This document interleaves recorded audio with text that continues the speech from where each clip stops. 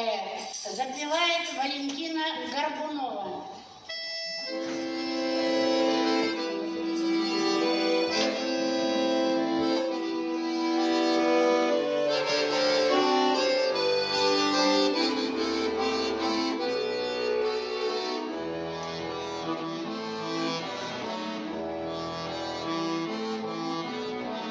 Ты родилась из шепота колосьев, из пения птиц, журчания родников, в тебе родных лесов многоголосье, и журавлей осенний долгий зов.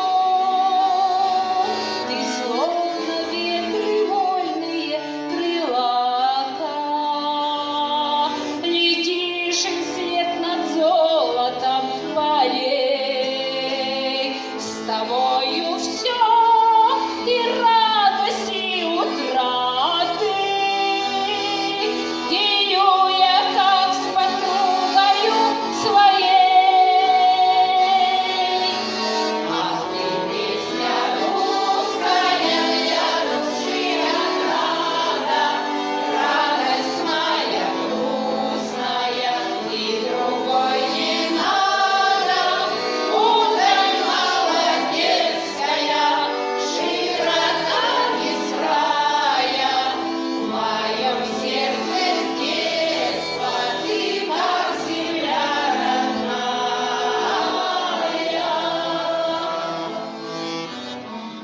В тебе слова знакомые до боли, в тебе разгул и удаль и тоска, и стеньки Разина, челны на воле, в степи бескрайней ты ямщика,